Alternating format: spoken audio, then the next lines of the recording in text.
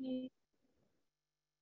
I'm also going to start the live transcription. Feel free to toggle that off if it's disruptive to you at all. But thank you again for being here. We're really excited to highlight all of the great successes that the grantees have had this year as part of the Ispan Breastfeeding Equity Learning Collaborative in Cook County. So I'm just going to pull up a few slides that go over some basic information about the grant. But before I do that, I want to introduce Ashanti, who is a special guest that we have here at our meeting today. So Ashanti is going to be taking some visual notes during the meeting. Ashanti, I don't know if you want to say anything about yourself or introduce anything about the work that you'll be doing during the meeting, but I'll turn it over to you. Yeah, hi you guys. So I'm out in Virginia, but yeah, as Marjorie said, I'm a graphic recorder. I think it's the commonly known name, but I call myself a visual scribe. But it's more or less, I'll just be here to capture the discussion using words and visuals. So you have an artifact that you can reflect back on after you guys finish today. Great. So I'm going to pin you so everyone can see you better when I share my screen. Give me 1 second to just go ahead and share.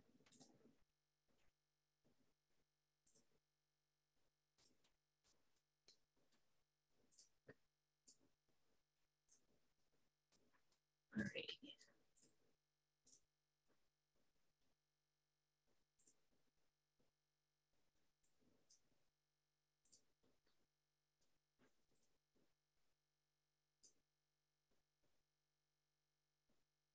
All right, so I just want to share a bit of our agenda today. So we're really going to focus mostly on hearing from the grantees and about the great work that they've been doing over the course of this about 8-month grant cycle, which is year 3 of the Ispan grant that we've been working on in Cook County. Before that, I want to just provide a bit of an overview about the Ispan grant. Then we'll move into Q&A, and then we'll have some time to wrap up.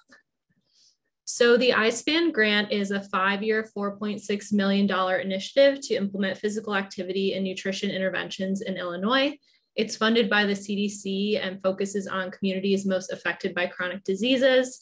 It's led by the Illinois Public Health Institute, or IPHI, in collaboration with the Illinois Department of Public Health, or IDPH.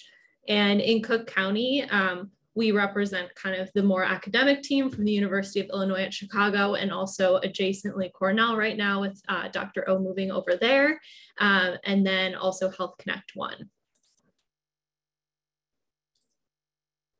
And some of the goals from the Ispan project are to increase the number of places in African American, Latinx, and or low income communities that support breastfeeding, increase access to culturally relevant and accurate information to support breastfeeding in African American, Latinx, and or low income communities, and increase access to culturally responsive lactation professionals in African American, Latinx, and or low income communities. So really all of the projects that you'll hear from today are addressing at least one of these project goals. So I want to share a bit about the methods that we've used during this grant cycle to both provide funding to the grantees, which is core in the project. So as you'll see, we provided grants to 6 organizations that were already working to improve breastfeeding equity. And in fact, during year 3, we funded all organizations that we had previously funded during year 2 to try to provide some sustainability in funding for them. So the goal was to really kind of have them work off of the content that they had, or the implementation of the project that they had done during year 2. The grantees all completed an action plan as well as a needs assessment, and the needs assessment really informed the education sessions and technical assistance that we provided to Learning Collaborative members during the grant cycle. And then the Learning Collaborative itself was monthly meetings, and every other month we alternated between grantees providing updates about their projects and grantees getting some education or technical assistance as a group. We also had quarterly one-on-one check-ins with members of the UIC project team, and then the technical assistance was available through the Illinois chapter of the American Academy of Pediatrics and Health Connect 1. So again, we're here to celebrate the successes of all of our grantees. So here's a list of our grantees, and I'm going to stop sharing my screen, and we're going to kind of go in order as to who's listed on the screen, and I'll turn it over to all of our grantees to share about the great work that they've been doing. So I want to turn it over to the folks at Metro. Caroline, I know that you're on, so feel free to go ahead and share your screen whenever you're ready. Okay, hi everyone, good afternoon. As Marjorie stated, my name is Caroline and I am the program supervisor for the Parents as Partners program. I do work for Metropolitan Family Services. With this grant, we shared this responsibility with another home visiting program within the agency. It was also another program that serves to service, families in the home visiting. The supervisor over that program, her name is Laura, but unfortunately she wasn't able to be here today. So I'll be going over our presentation. And give me 1 second, I can go ahead and pull it up. Alrighty, so. Okay, alrighty, everybody able to see this? Okay, yeah. Great. All right, so I'm gonna go ahead and start from the very beginning. So again, my name is Caroline and Laura was my partner for this project. And our program names are there on the screen: Empowering Families Initiative and Parents as Partners. And the title of our project was Health and Wellness in Breastfeeding, right? With breasts in quotation marks, because we did want to be inclusive and understand that, not everyone that is feeding their child might have breasts or the ability to do that. And it's really about feeding, right? But we also want to talk about breastfeeding. Okay, and then, so the goals that we wanted to make sure that we were targeting in this project were goals 2, 3, and 4, right? So that was to increase access to culturally relevant, culturally responsive lactation professionals, increasing access to culturally relevant and accurate information in African-American, Latinx, or low-income communities, and then supporting, communities of color by already, bridging the gap, right, between organizations, that don't have those initiatives. So we focus on these 3 goals within our project. So the demographics of the neighborhoods that we service, this is primarily from both of our programs. We looked at the numbers, and for PAP specifically, so the program that I supervise, I work primarily with teen parents, right? So anyone under the age of 24 typically works with our program, and the other program, FE for short, they service families all over the city of Chicago. So I did want to make a point that a majority of our clients that did engage in this project were coming from 7 different neighborhoods in the southwest side of the city. In these areas, right, in the 7 neighborhoods that we currently service, about 40% of the births were by teenage parents, right? So anyone under the age of 24. Our community is primarily Latinx and African American, right, with 71.7% and then 18.4%. Generally in the neighborhoods. And then the data that I have here, right, was actually from year 2. So initially when we started this project and this grant, these are the numbers that we were looking at, right? We had 97% of our families were, initiating or at least giving breast milk at birth. Slowly, but surely, and unfortunately it decreased down to 29% by 6 months.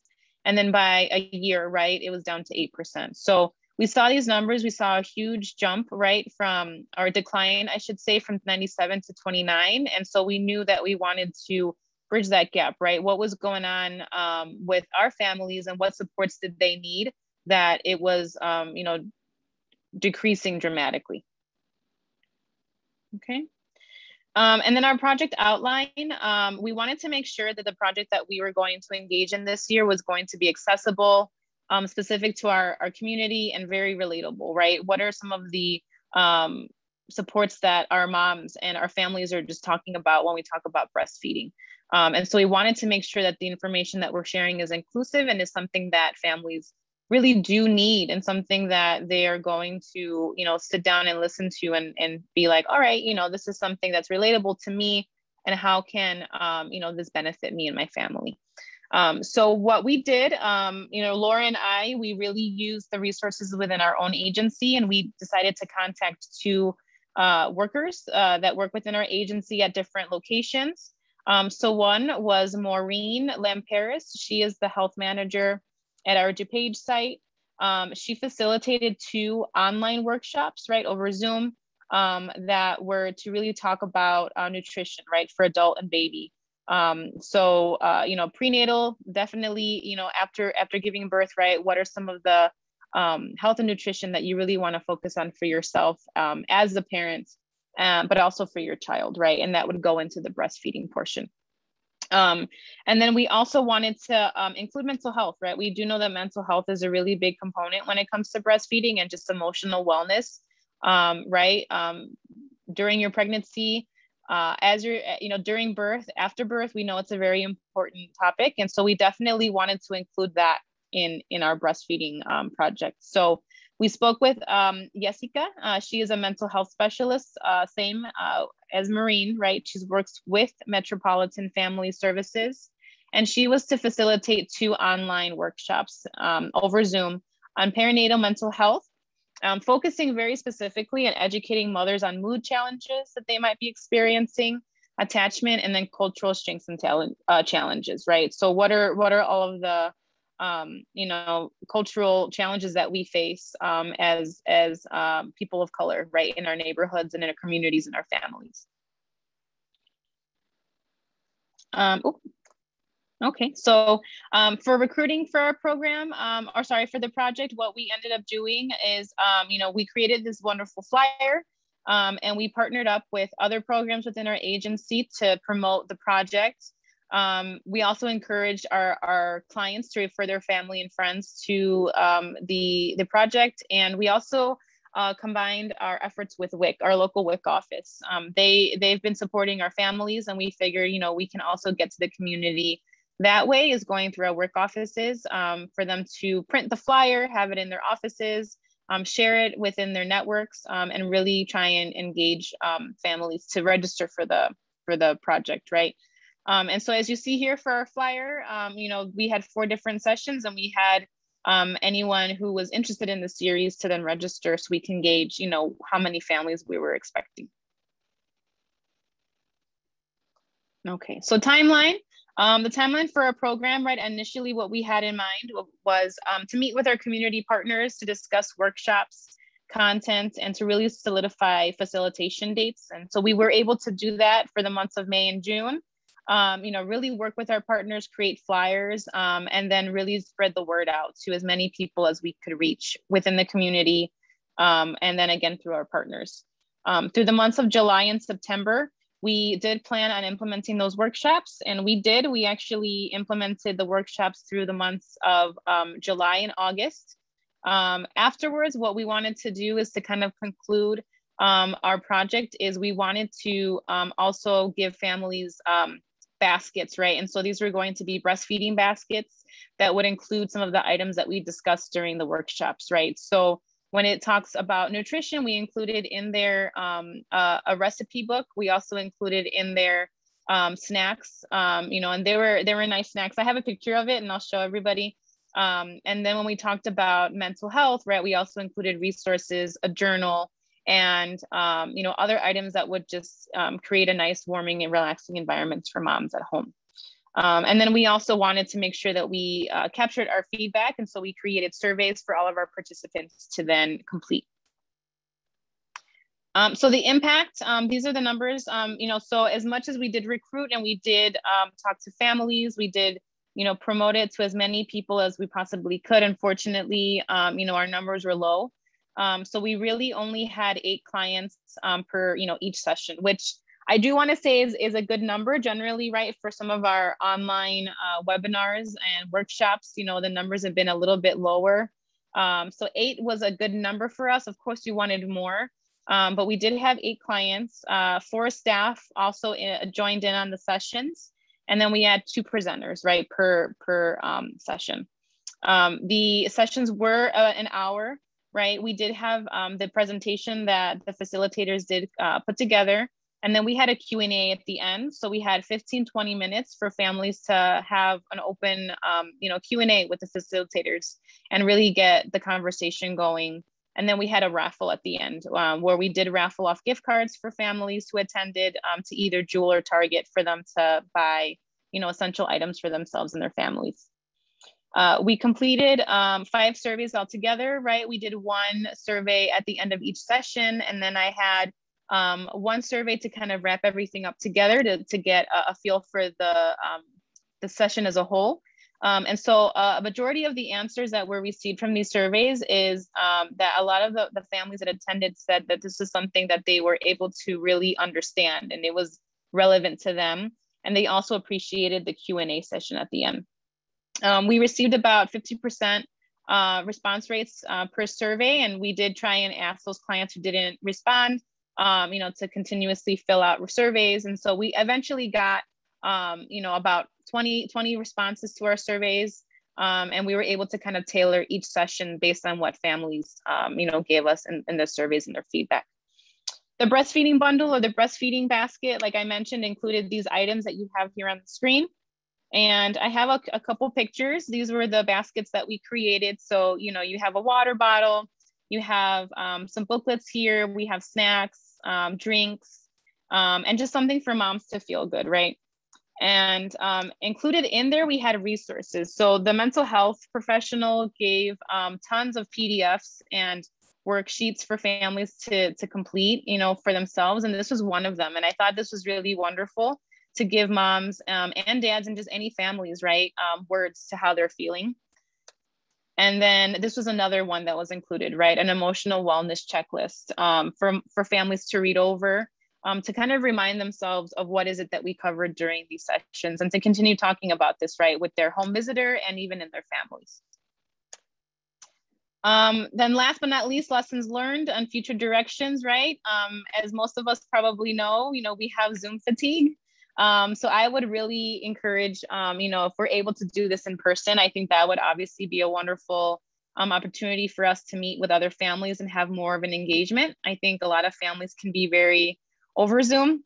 The perinatal mental health needs of our clients is really big. I know that was something that we as a project or as a program we would focus on it, but I think we covered different topics that weren't necessarily covered in other workshops that we've held, right? When it talks about the real cultural and personal implications, right, of breastfeeding in our communities, how does that impact us? And that's something that I think was really eye-opening for a lot of our families to really hear and be like, yeah, I can relate to that. We have a lot of strengths within our own agency, right? And so I was really happy to kind of work with other professionals in the early learning department to then support our program and our project.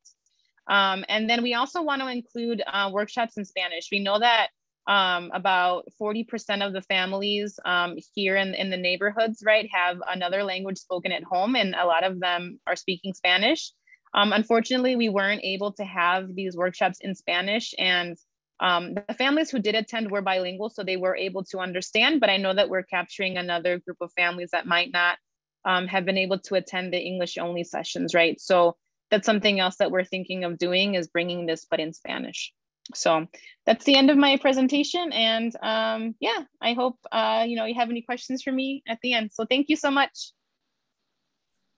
Thanks so much, Caroline. That was so great. And it's so great to hear about the successes that you've had. I do want to turn it over to Dr. Odoms-Young for a second. She has to head out a little bit early today, so I just want to pass it over to her to see if there's anything that she wants to say before we move on to our next presentation.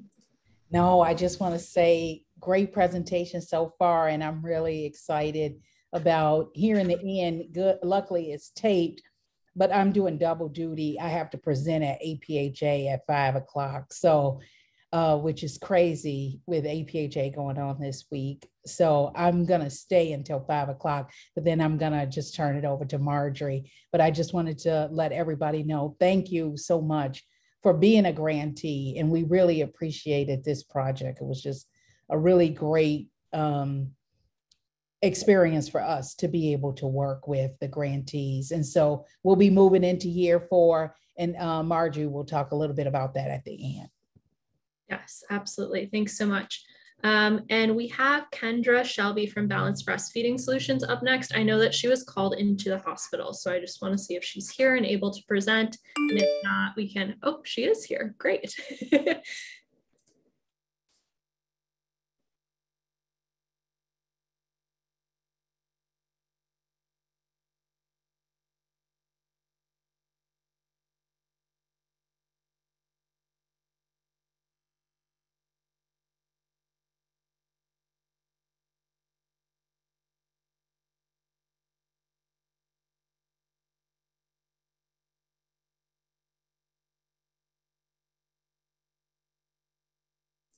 And Kendra, if you're talking, we can't hear you.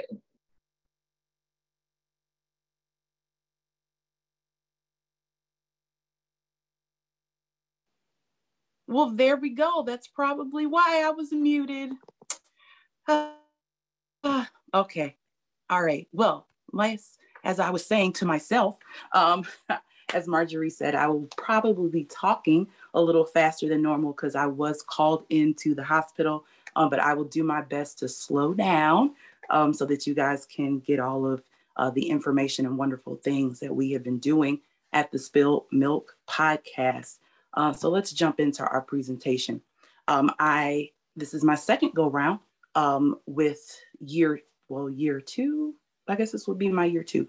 So with the grant, however, our first year, what we tried to focus on was bringing information on Facebook Live to surrounding area mothers that they can come and have a place of information to speak with professionals. And they can ask them questions. And of course, we would have a topic that we focus on. During the quarantine year, we figured out that we wanted to reach a wider variety of mothers, as well as kind of clear up the content so that we can get more followers. So that yielded the Spilled Milk podcast. I'm sure everyone is familiar with what a podcast is. If you are not, it is modern radio in short.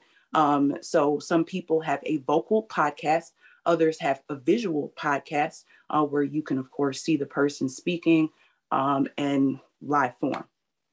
And what we have here is a vocal podcast.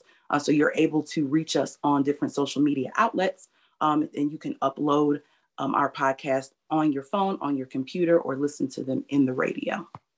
Our theme is focused around bringing information to modern Chicago families.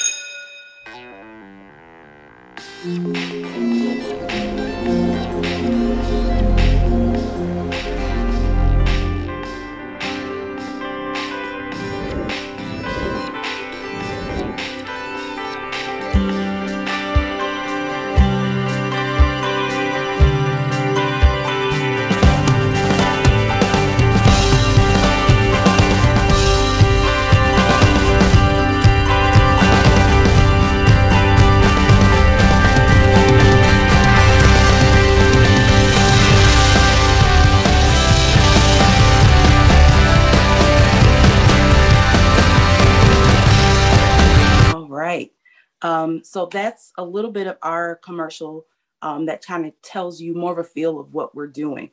We are bringing the realities of motherhood with special guests and professionals that are in the Chicagoland area to families of color.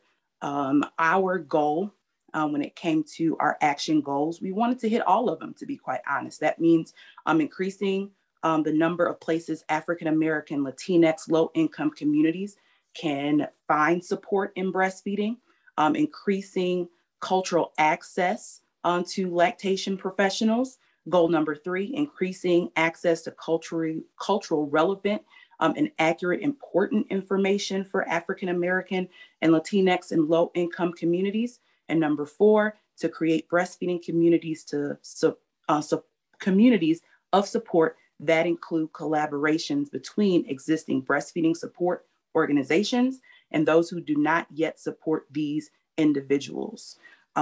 So with the podcast so far, we have been able to pull different healthcare professionals, psychologists, and bring them on to speak to our families that download the podcast about different topics.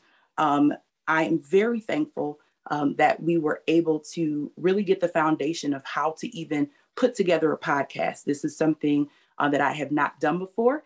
So I am grateful to all of the participants that collaborated along with Ispan to bring me resources on how to do this. So the first person that I definitely want to give a good thank you to is Orrin Williams and his partner, Akila.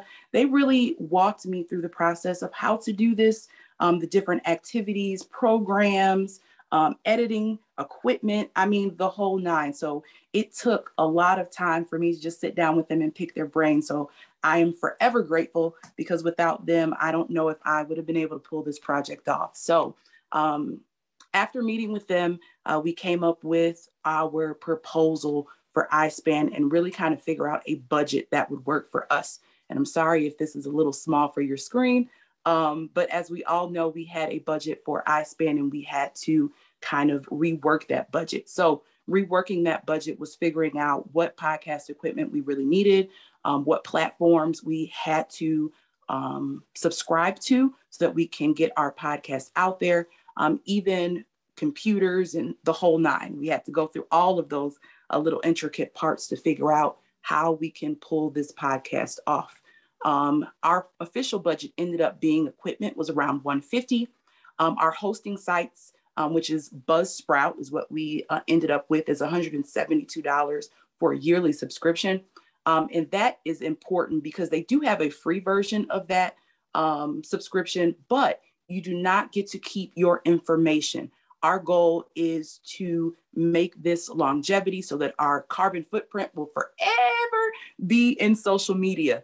So with that, this particular subscription allows us to do that, as well as we're able to put our podcast into video form in the future so that they can be on YouTube, which we know YouTube is not going anywhere anytime soon. So that way, 10 years from now, we can have a rolling documentation of our first podcast all the way to our 500th podcast.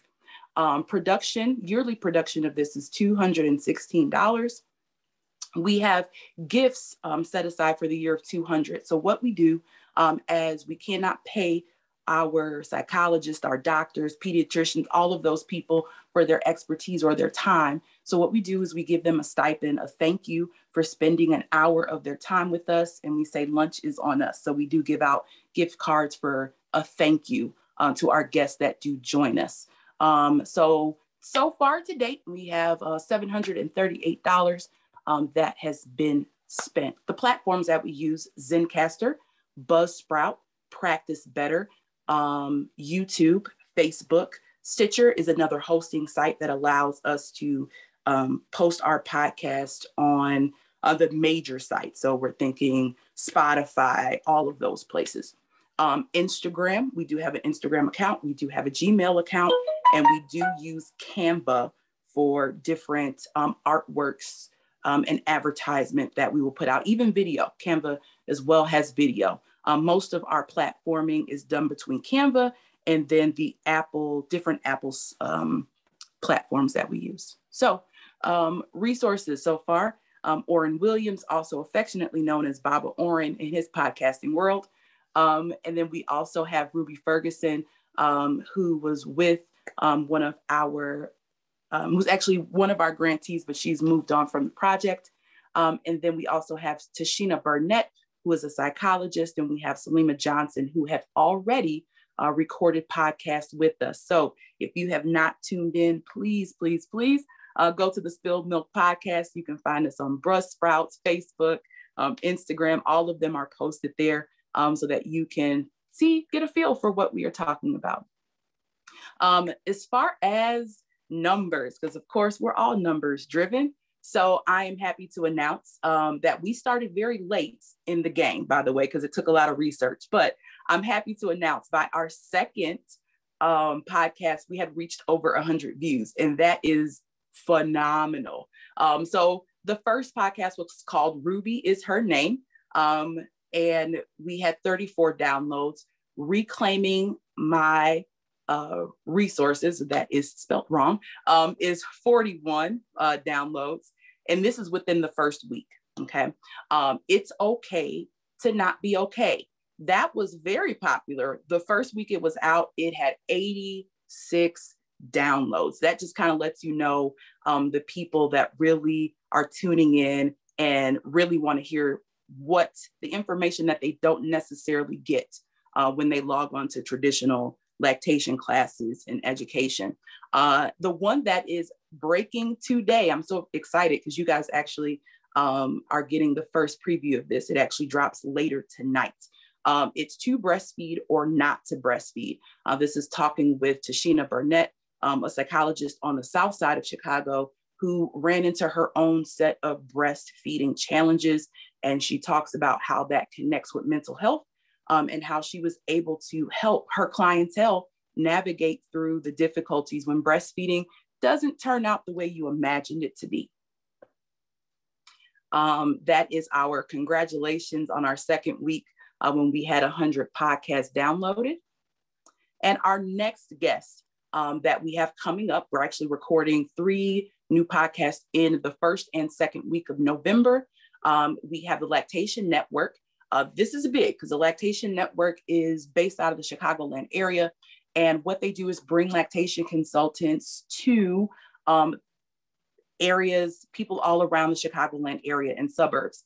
Also, they're known for getting breast pumps through insurances. So they work as a third-party resource so that mothers don't have to deal directly with their insurance companies, but they will go to the Lactation Network, put in their information, insurance information, and they'll be able to have their breast pumps mailed directly to their homes, as well as if their insurance will approve in-home lactation consultants, they will also hook them up with an in-home lactation consultant that they can use as well. So this is big because I'm excited to really bring mothers some information and resources prenatally. And this is what the Lactation Network will allow us to do, partnering with them.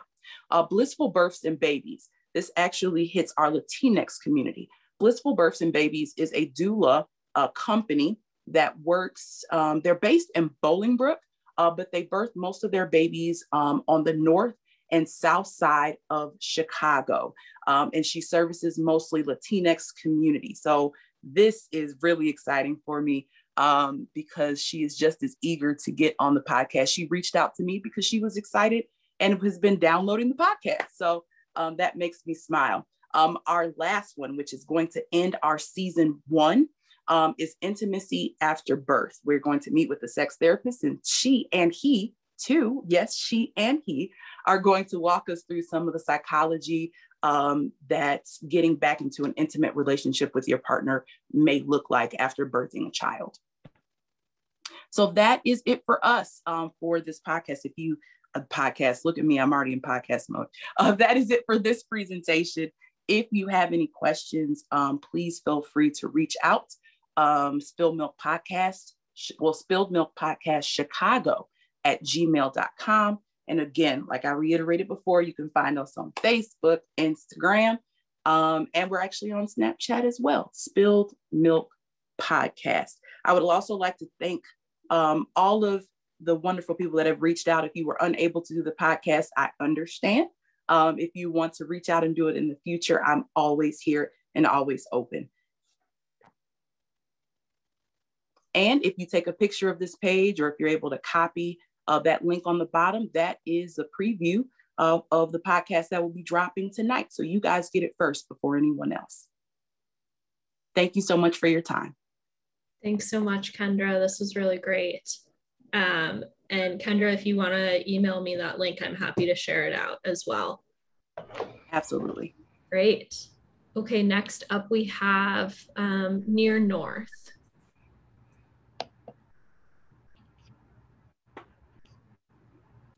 Oh, wait a minute.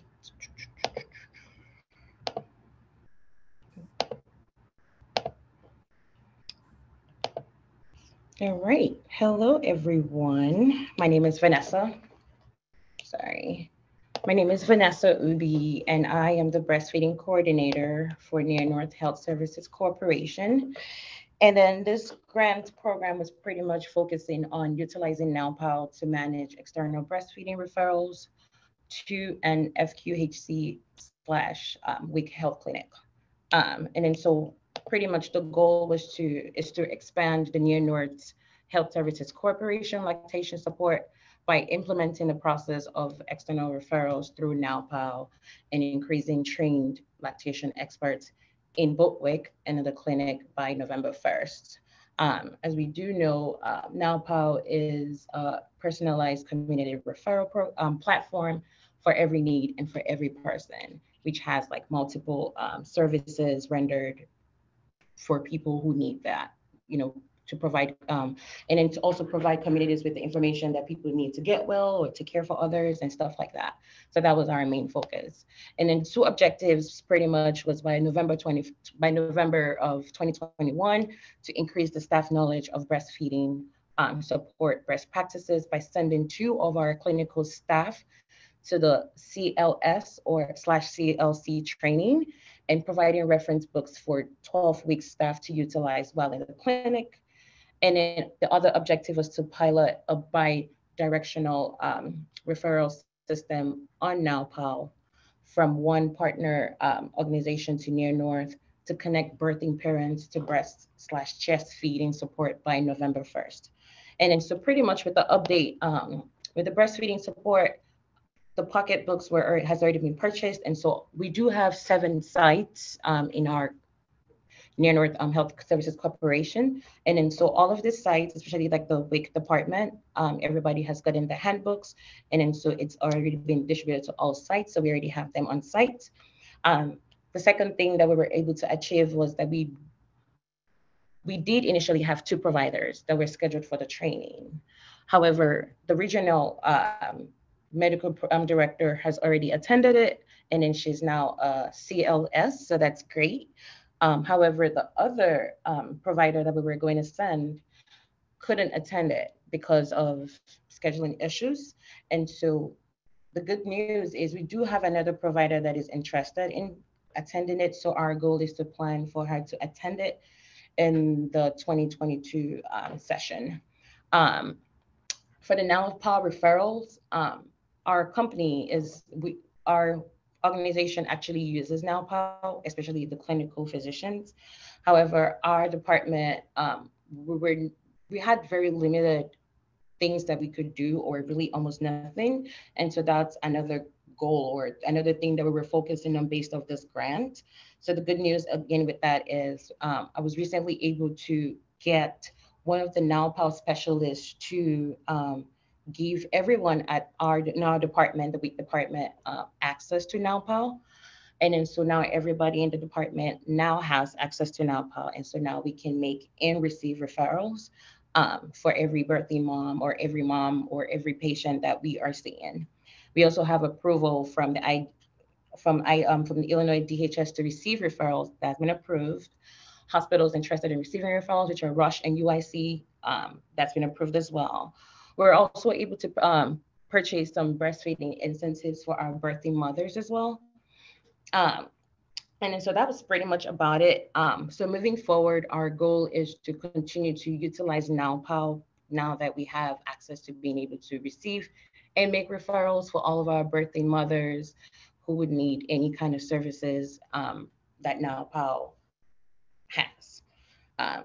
Well, it's pretty short, but if anybody has any questions or anything to ask, please feel free to ask. And I definitely appreciate this grant because if not for this, we would not have been able to achieve this. So thank you again for the opportunity.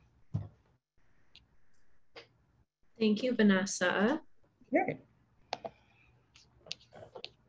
All right, let me see who's next. We have St. Bernard next, and I'm going to share the slides for them. So let me just get those ready. And then Jackie, who is your co-presenter, just so I can pin both of you? Taliba. Okay, great. Let me pin both of you just so everyone can see better. Wonderful. And then let's see.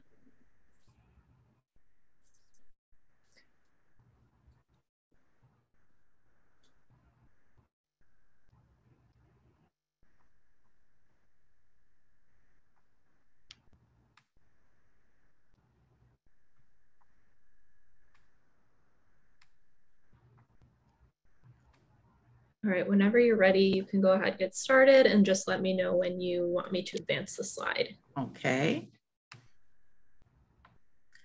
So hello, everyone. I'm Jacqueline Hoskins-Roten. I'm here to talk about our Ispan project, Bosom Buddies. And we worked with partners in doing this, as many of you have. So I am a registered nurse. I'm a retired, and Joanne Allen likes to say refired, public health nurse who is also an IBCLC. And I'm working with Bosom Buddies. Next slide, please. So Bosom Buddies is being implemented in the greater Inglewood community. And I know that many of you are familiar with Inglewood, but it was a good choice because there's still a maternal and child health need in Inglewood. So, and Inglewood and West Inglewood are known as Greater Inglewood. So it has about 54,000 community residents. And according to Healthy Chicago 2.0, Inglewood has high economic hardship and low child opportunity, as well as still in 2021, high infant mortality rates and low breastfeeding rates. So this was an area that we wanted to impact. And I had a question that I asked to a different audience, but you guys are ringers for this. And I put it in the form of a Jeopardy question. So I said, so this is equity supporting, primary prevention focused, health promoting, high return on investment, benefits mother, infant, family, community, society, the environment, and it's all natural. And of course, all of you know what that is. Next slide, please.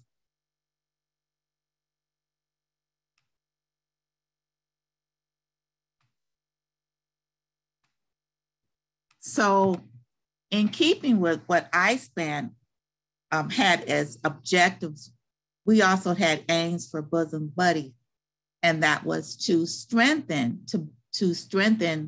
relationships and partnerships that we had already built in the community for those providing care to childbearing families. We wanted to increase access to evidence-based breastfeeding education, support resources, to help increase access to WIC nutrition services, both in the prenatal period as well as for the postpartum and breastfeeding dyad. We wanted to increase community access to prenatal, birthing, and postpartum support through Family Focus, which is one of our partners in this, as well as WIC. We wanted to provide breastfeeding support and consultations, and we've had an opportunity to do that with other Greater Inglewood providers and partners.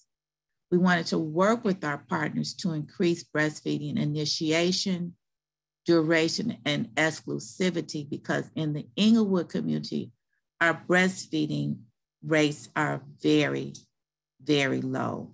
And just looking at Healthy People 2030, we have a ways to go yet. So it's really great that we're all working on this.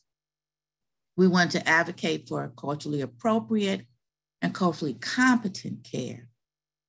And we've been able to do that through group and one-on-one breastfeeding care. And we wanted to provide continuity of care, particularly during the pandemic, through other means other than in-person, but we have been able to do some in-person and some care by telephone and virtually we've been able to do. Next slide, please.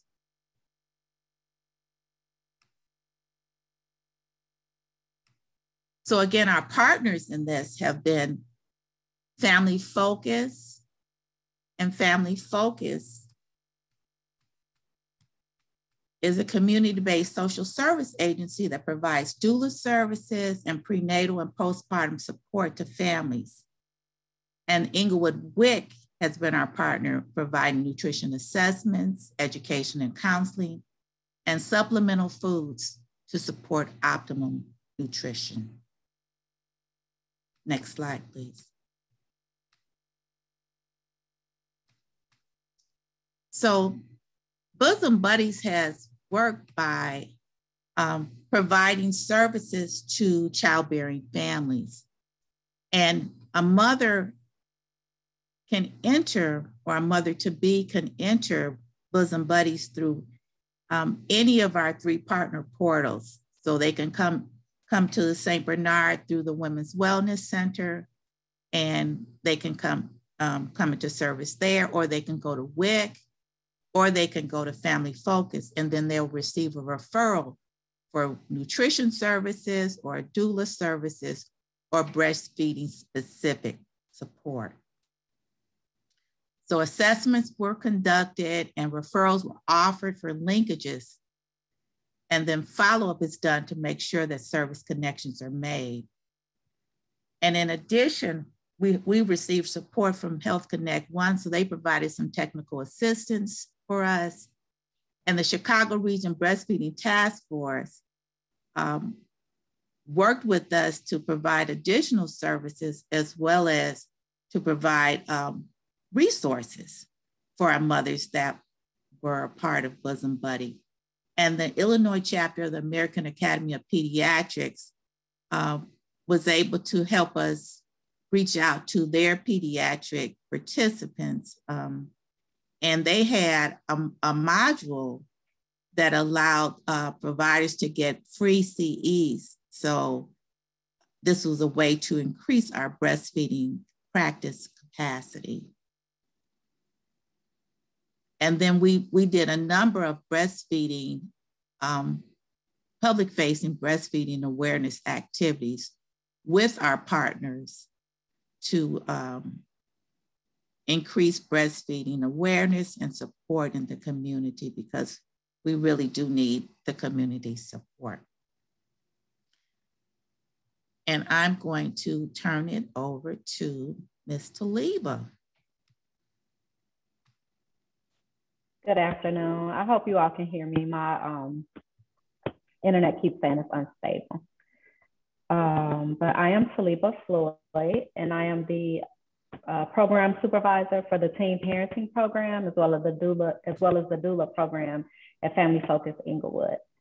If we could go to the next slide.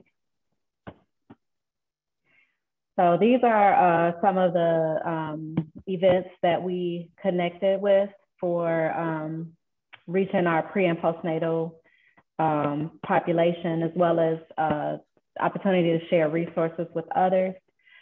So the peer counselor and lactation consultant partnered with the Chicago Department of Public Health and Inglewood Clinic, the WIC, as well as Family Focus Inglewood.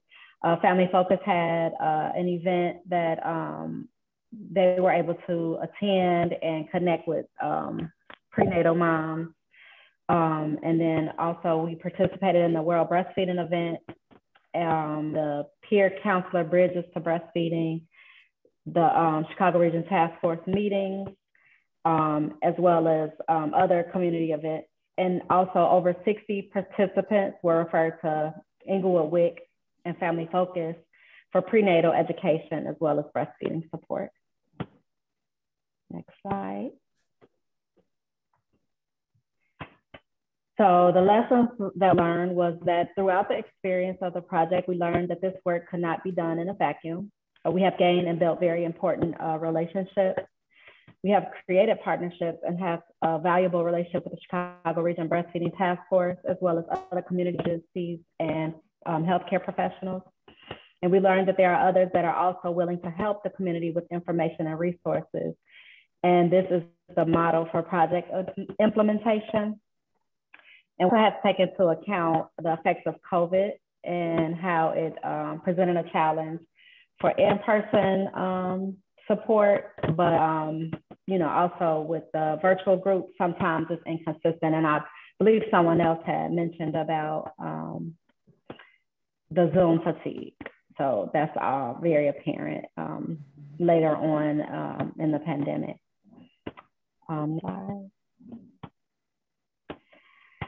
So future direction is that we wanted to continue to strengthen these partnerships, increase attendance at the support groups in a way to increase participation by not just the birthing person. We would like to engage the grandmothers and a grandmother tea, so we can engage the whole family, as well as a breastfeeding walk, engage the community. And then we want to continue relationship building with pregnant women and pregnant people to solidify breastfeeding support postnatally. Thank you. Thank you so much, Taliba and Jacqueline. It was so great to hear about your work. And next up, we have Minister Angelique from Precious Jewels Moms Ministries. Okay. All right, let me share my screen in just a second. All righty, where are you? Here you are. Okay. Okay, so as I'm sharing my screen, just a little brief introduction. So I am Minister Mother Angelique, Master Prepared Registered Nurse and International Board Certified Lactation Consultant. Let me minimize this with Precious Jewels Moms Ministries. So our project was Breastfeeding by Faith. We are a Christian tax-exempt organization. Our mission is equipping and empowering women with biblical principles to raise children with generational impact. Our vision is nursing mothers raising children with generational impact. Okay. All righty. I did want to show a quick video. Historically, Precious Jewels Moms Ministries has always been on the south side of Chicago. And so I just want to show just a real quick video. Let's see if I can show this video. Am I gonna be able to show this video? Maybe I can't. All righty. Nope. Okay, well, we won't worry about it. Is it, you should be able to, is it a link or is it on the internet? It's on my flash drive. Can you, I guess you can't see it, huh? If you share your screen, you might just need to click on that window instead of the PowerPoint. Oh, okay. Okay. Can you see it now? I see it now. Yep. Okay. Thank you. Mm-hmm. All righty. Let me move this up here and then I'll press that. Okay.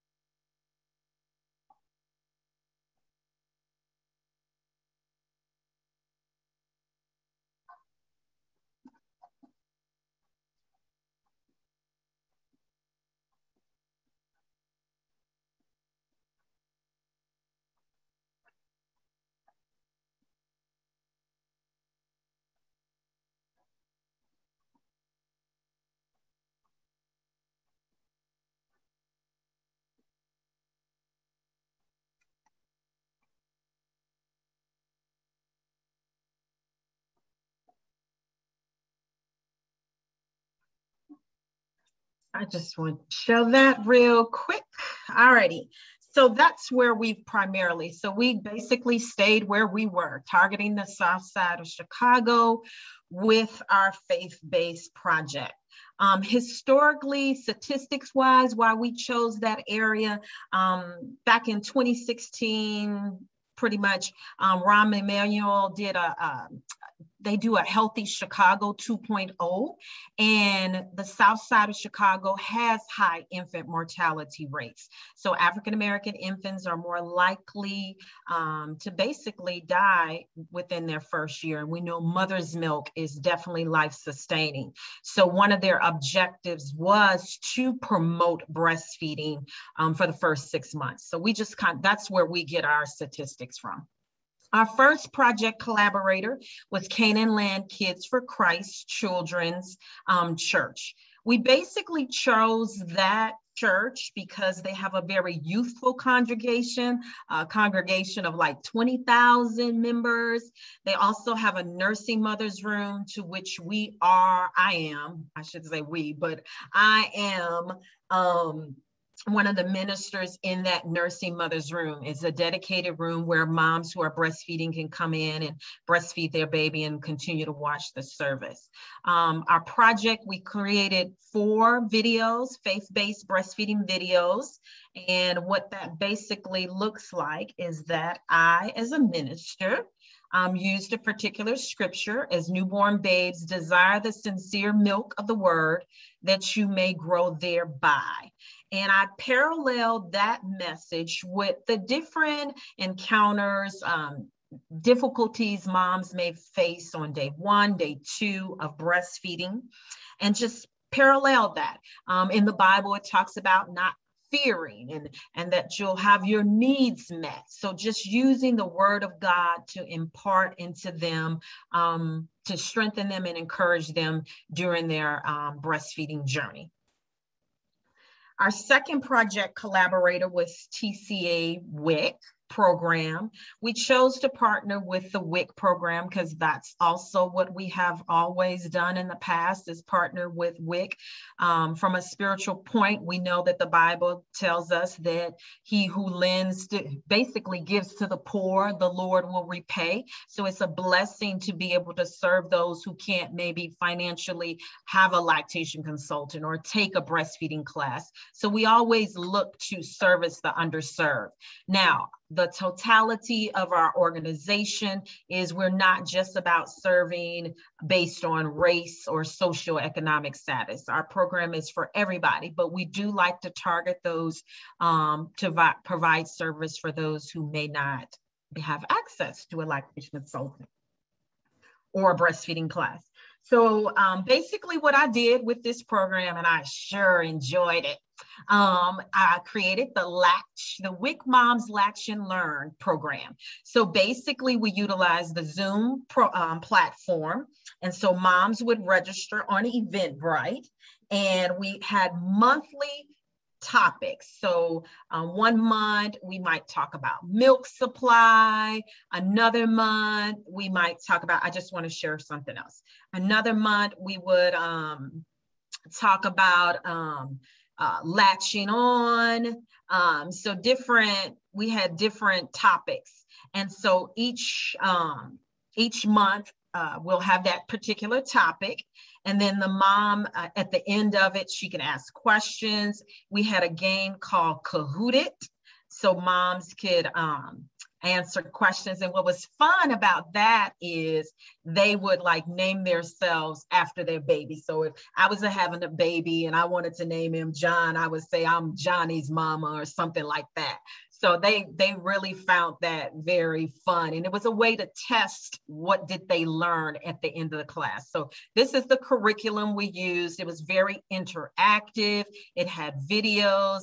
But again, instead of like a 3-hour class, which I normally teach, instead of like latch, positioning, those kind of things, we just broke it down topic by topic. Milk supply, one topic; latch, another topic. And then again, at the end, as a minister, I would also offer them, if they needed baby blessings, mom blessings, any kind of just spiritual support, I could provide that, pray with them and give them that encouragement.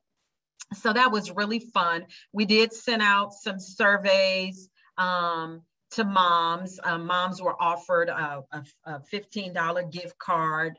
We only received one survey back. And we also did give a gift card to our peer counselor who collaborated with us on this project. I'm down to 3 minutes. I'm watching my time. I want to be respectful of my time. But one of the moms that took the survey, she did just spoke very well, that she enjoyed it. I put June was our highest attendance. That's where everybody was calling themselves by their mama. And then we also posted one on Facebook. So for July, if you want to go see what the Latch and Learn, WIC Moms Latch and Learn, you can definitely go do that. And let's see. Oh, we did talk with the American Academy of Pediatrics. I'm so grateful, but my steps were ordered. So yes, we talked with them and they were going to help us connect with, because what we want to do going forward is connect with people who embrace our full vision. We're just not about breastfeeding. It's my understanding that a mom recently, some moms are experiencing depression. Some moms I saw a mom where she committed suicide because she was a single mom. That mom was in somebody's WIC center. That mom was somewhere. So I believe in the power of prayer. So going forward, we're only going to partner with organizations who want to embrace what all we have to give. Breastfeeding, prayer. Prayer is powerful. Prayer is powerful. And maybe not a lot of people believe in it, but we do. And those moms who believe in it as well, they will reach out to us. So we did, the AAP helped us, but we had already connected and found a physician, but we're so thankful we talked with them. We did also speak with Health Connect One, Sadie and Brenda, and they were gonna provide some assistance with helping policies and things like that. So we're still awaiting follow-up from that, but we share with them our brochure, because in our vision going forward, we do wanna train breastfeeding peer counselors, but they'll be trained in prayer and biblical principles. So the moms that we reach out to, they will be able to have access to best practice breastfeeding support and prayer and biblical encouragement, not just what your grandmama said or Shaniqua said. We want to give that godly wisdom. Let's see, where am I time-wise here? Okay, looking at my clock. Okay, 44 seconds. So the Precious Jewels Nursing Mothers Club is a faith-based support group. I'm going to close out with that video. It's just not, it's not designed to be, it's not designed to be virtual. It's meant to reach out to moms in person. And so going forward, hopefully when COVID release its hold on us, we'll be able to do our breastfeeding support group. So I'm just going to show that. It's just a 2-minute video. Minister Angelique, can we do that at the end if we have time? Because we have more presentation and I want to leave time for questions too. Thanks so much. Sure. Mm-hmm. Thank you. Mm-hmm. So last but not least, we have Chicago Birthworks. So I think Nicole is going to present.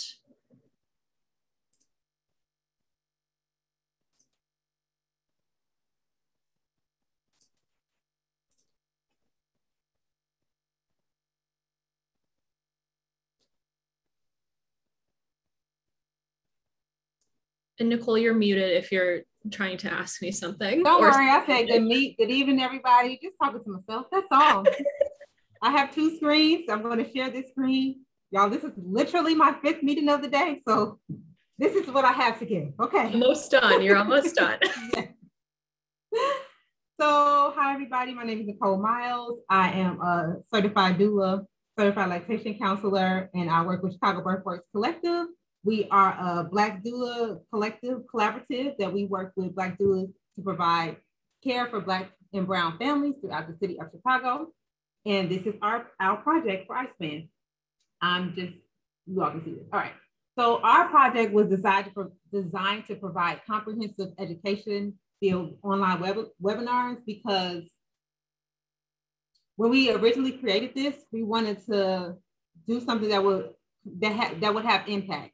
And so everybody has all this information, have access to all this care, but a lot of what was missing were lactation professionals providing the comprehensive education. So I'm a Black mom who wants to breastfeed, but I could go to the hospital class, I could go to these classes online, but odds are it's not going to be facilitated by somebody who looks like me. So we also wanted to make it cool. So with everything, with marketing, we wanted to make it cool, professional, easy to cross, whether it's a client or a lactation professional or a birth worker. We wanted everybody to be there. And our goal was to increase breastfeeding initiation rates among Black mothers and parents, increase the number of exclusively breastfed babies at 6 months, and increase self-reported feelings of preparedness. So 1 and 2 is basically the CDC's goals, and what every state, their goals are to increase those initiation rates and that breastfeeding beyond 6 months. And hopefully we make a dent. And when we send out our survey at the end of our webinar series, we hope that we made some contribution to those goals. So in the last time we presented, these were some of the things that needed to be completed. I'm glad to say that they all have been completed, and connections to experts, connections to other birthing people, and really reaching out and sharing the information with our networks. That has really gone really well. When I tell you, I did not know that we were going to get the response that we got with these webinars. So I'm really thankful, but, and I'll talk about this in our lesson learned, that it takes a lot more than just one person or 2 people to run this, and in order to make it something really sustainable. So I'll really go over that in detail at the end, but that was some of the things. So our barriers was Zoom fatigue.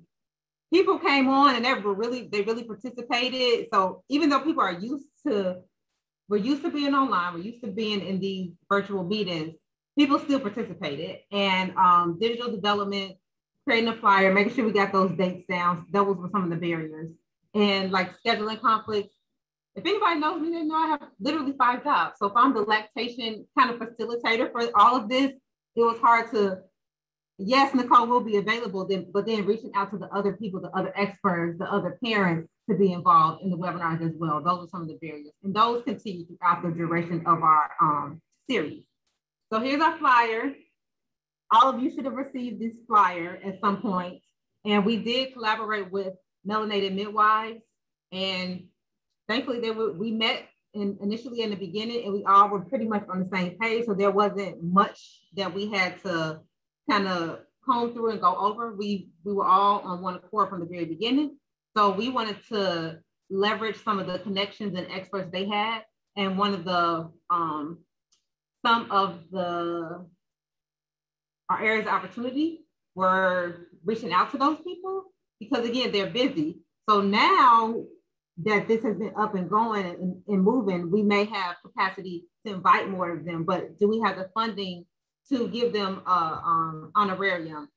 Do we have the time and space that works for them? Because a lot of these people are midwives, so they have on-call schedules, or they work during weekends, or their Thursdays are only off day. So things like that. Those are some of the barriers that we had. So a lot of times it was me presenting, but thankfully we leveraged our community. So for the race and breastfeeding webinar, I taught the first one, Breastfeeding 101, because that was a standard presentation that I had. That was the highest attendance that we've had to date. I think we had about 30 people or close to 30 people on that call. And it was a mixture of lactation professionals. We had lactation professionals from all across the state. We had breastfeeding and chest feeding people on the call. We had pregnant people on the call. We had birth workers. So we really got the word around for this webinar. And that really demonstrated the need for this information. And I'll share a little clip of what we discussed in that webinar. And then race and breastfeeding, we interviewed one of our community members who had a NICU birth. So after her baby was born, baby had to be in NICU, and what that experience was like for her breastfeeding relationship, and really navigating the hospital system as a birthing, pregnant, postpartum, NICU Black mom was really inspirational and eye-opening. And then breastfeeding at work, We did that with Joanne Allen, who pretty much everybody knows, who's a nurse in IBCLC. She really talked about the legality of breastfeeding and chest feeding and pumping and lactating when you go back to work. Like, if I am a pumping person, what does that look like for me when I'm returning to work? And just knowing that pretty much all jobs are required to have a space for you to pump. And if they do not, what are some of the policies and procedures and who to reach out to if they do not adhere to those things? And then this Thursday, I will be teaching pumps and stuff. I practiced this class a week ago with the collective, with just a collective parents, and it was highly attended. Everybody had so many questions, because a lot of what's happening is that you get to the hospital and they're telling you to pump, or you have a partner who's recommended that you pump so that they can feed the baby. It really debunks a lot of the myths, a lot of the questions that people had about breastfeeding and pumping and making it a lifestyle. So we really emphasize that if you are somebody who does plan to nurse, but also wants to pump, this is what it looks like. This is how to do it effectively. And this is some of the risks, the pros and cons to doing that. And it was really well attended. And I have literally like 6 pumps. So a lot of it was saying, hey, look, here's this pump. This is the pump part. This is how it works. Looking at your specific pump and going to YouTube and figuring out how that pump works, because they're not all created equally. Because a lot of the feedback we got from our families was, my pump doesn't work, I'm not able to get as much milk, or not pumping enough. So really emphasizing what that means if baby's not going to breast, or if you want to do some kind of combination between nursing and pumping. So that's what I'm going to teach on Thursday. And here's some of our project updates. Like I said, all of those things have been completed. Our webinars were well attended. We had people, I think we had people from all over the country. We may have had a few people who weren't from Illinois, and they're just like, hey, I attended the last one. It was really good. We just wanted to hop on.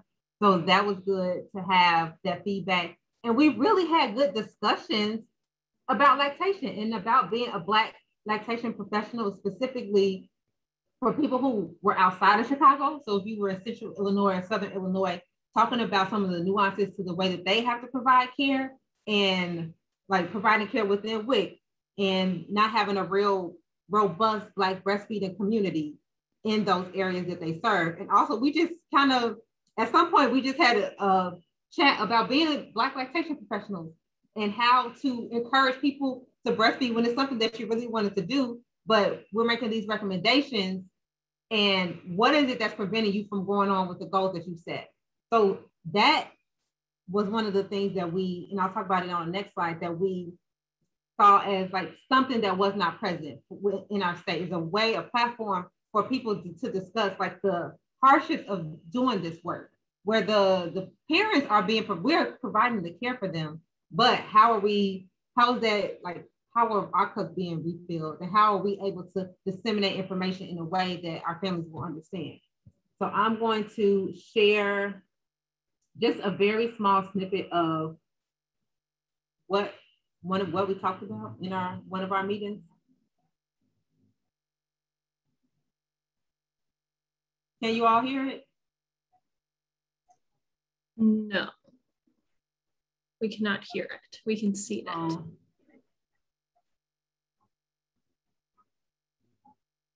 So I'll just talk this through. So part of what we talked about is the interventions in the hospital. Before you have a baby, understanding what an induction can do for lactation, understanding what some of the pain management that you are opting to have, how that can impact breastfeeding. So that's some of the things that we discussed. So I'll just go back. I will just go back to presenting now. So we just want to wrap up. Lessons learned, if you build it, they will come. We didn't really have a problem with attendance. I think because we spread it far and wide. I posted it on my social media. Melanated Midwives posted it on their social media. We really got it across to the lactation providers. And I also had my doulas here in Milwaukee. They attended some of the webinars. So really sharing it to everybody, because this is free information. This is free Black breastfeeding webinar. So definitely come. And time commitment, it takes a lot of time. And I knew that, I was fully aware, but really making this, executing this in a really intentional, clear way was important for us. And that takes people who who have a similar vision. So Tyle, who's one of the co-founders of Chicago Birthworks Collective, of course, she doesn't have the time to always be right there to kind of go along and help with the planning for this project. But it'd be helpful if we could clone her and clone me and have two of those people help us with this project. That is just how much time it takes to really have a robust program. So having that time commitment and the staff to execute this project would have been helpful, but that requires funding.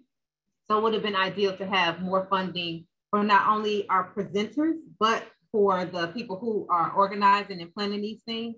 And another thing that would have, for the future, is having a grand rounds for lactation professionals. New Orleans, I forget the organization in New Orleans, they have a grand rounds every quarter that I attend religiously because I like the way they present the information, but also being able to see that many Black lactation providers on one call and introducing yourselves and building that collaboration and really going over the skills part of it and not having to pay for it. Because if I could go to a conference, I could do a webinar, but having like an hour and a half out of my month to just go over mastitis and oversupply. That's what I've been seeing lately. Let me go over it with this group of people.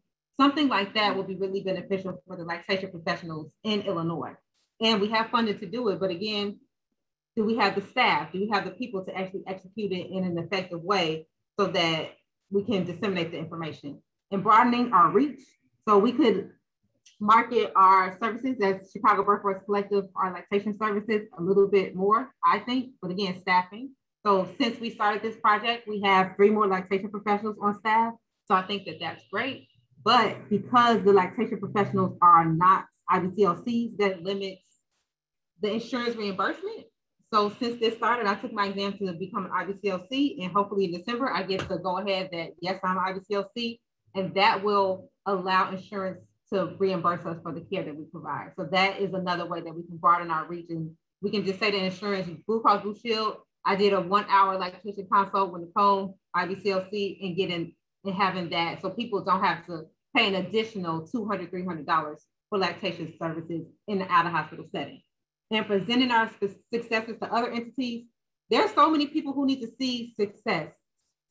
It's just the concept that Black people don't breastfeed. They don't know how to breastfeed. They're going to feed their baby formulas. It's not true. So we just want to demonstrate that, look, there's a group of Black parents who are really into breastfeeding. And sometimes you just need the information, like our pumps presentation, knowing that you don't have to pump right after you deliver the baby, and what that looks like is really important.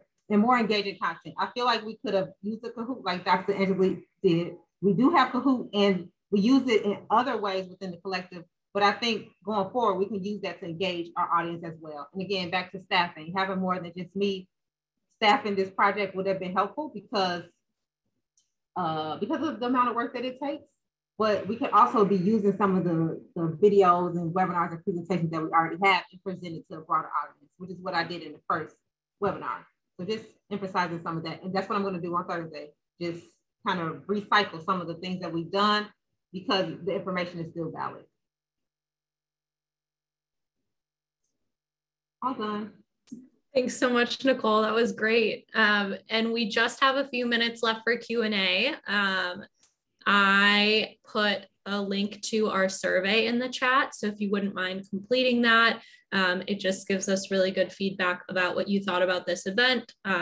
Like Dr. O mentioned, we're moving into a 4th year of the grant cycle, which will look similar to this current year. We'll have some community events like today's event. And so we would love your feedback so we can keep improving those events. I also included our team email address. So if you have any questions or comments, please feel free to email me there. And then I'll open it up right now. So if anyone has any questions for any of our presenters today, feel free to unmute yourself and ask those. Otherwise, feel free to put them in the chat and I'm happy to read them out loud. And if not, then I can kind of throw one out to the group to kind of wrap us up. But I'll stop talking for a second to see if anyone in the audience has questions.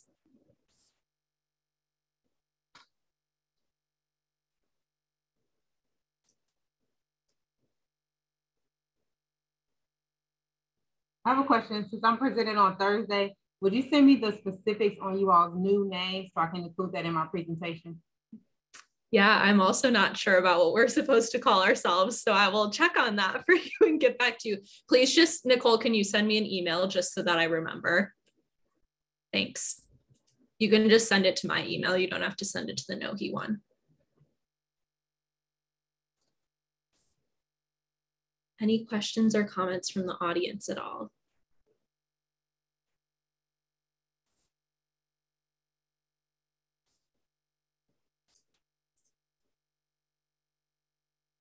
Well, to close out, I would love to hear from everyone, just it doesn't have to be this project specifically, but what has been the biggest success that you've personally experienced when working to support breastfeeding equity today? I think this event is all about success. So if anyone of our presenters would like to share a success that they've had either during this project or outside of this project, I would love to hear that.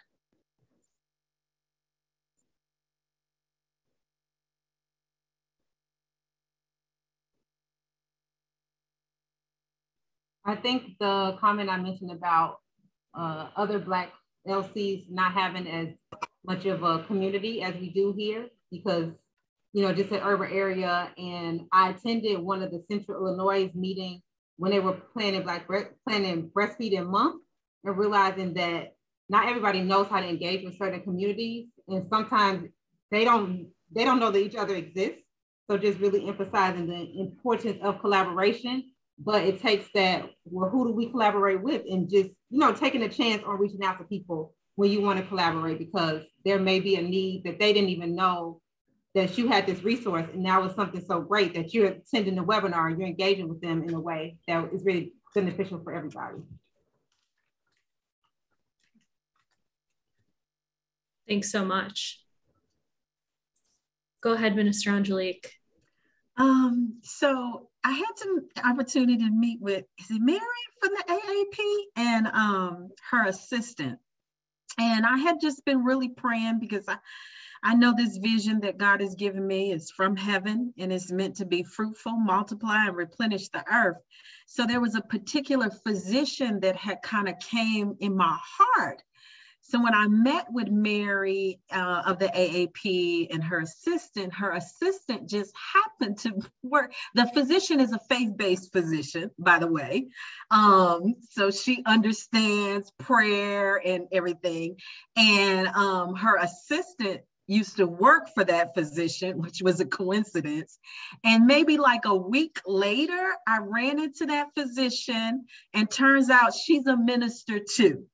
So we already have somebody ready who shares and embraces she's a pediatrician, believes in breastfeeding, but she's also a minister. So I just was like, you know, how the church say, hallelujah. That's kind of how we. That's wonderful to hear. And I saw that Sadie posted a question in the chat, and while you all answer that in a second, I just wanted Ashanti to be able to share the notes that she was taking during the event. So what was that? Yes. That is so cool. I love this. Oh, yes. So we'll share this out once we have the digital copy, so you all can take a look at it as well, a little bit more closely. But, you know, this is what she's been working on the whole time, and maybe we'll have some things to work on afterwards. I don't know her whole process, but once we have the final version, we'll definitely share it out. But to kind of close us out, Sadie asked a really great question. Are there any workarounds that the you all grantees found to be useful when supporting breastfeeding equity during a pandemic? So I know COVID-19 was a resounding challenge for most of you. And so what did you kind of find to be successful, or what did you try in order to work around the challenges that COVID-19 presented? Well, I would say the Weak Moms Latch and Learn, the virtual chat, 15 minutes once a month. I think it was very successful. We just need to get in alignment where it can be more fruitful, so more moms will have access to. But that's just an outstanding concept for moms who can travel. You know, you can watch from your phone, or you can put on your, you know, watch from home. You know, so with the mask and going into a physician's office and things like that. So yeah, I would say the virtual breastfeeding chat, the WIC Moms Latch and Learn virtual breastfeeding chat that we created was, yeah, that was, yeah.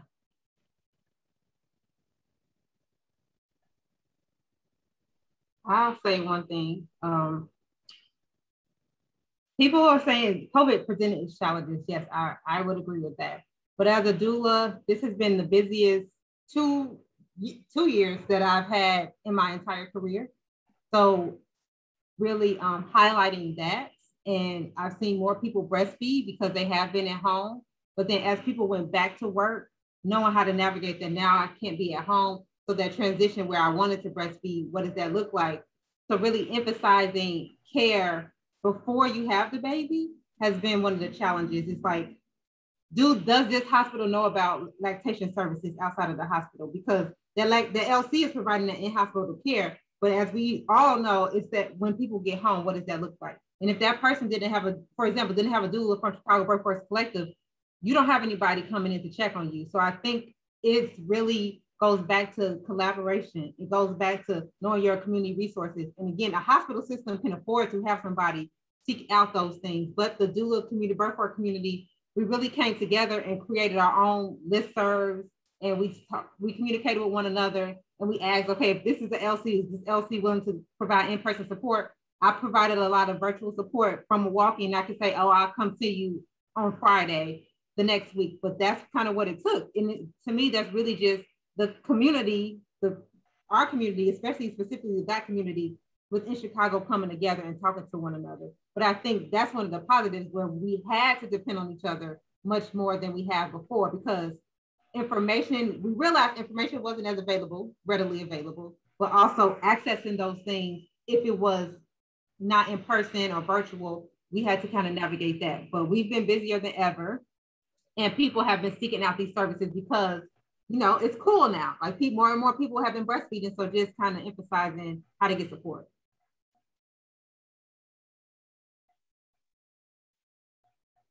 Thanks, Nicole. Are there any other thoughts about COVID-19 or maybe any other challenges that you've overcame and how you did so? And I know we're a little bit over time, so if no one else has anything to say, that's totally fine and we can wrap up, but I just want to leave space in case anyone else has a response.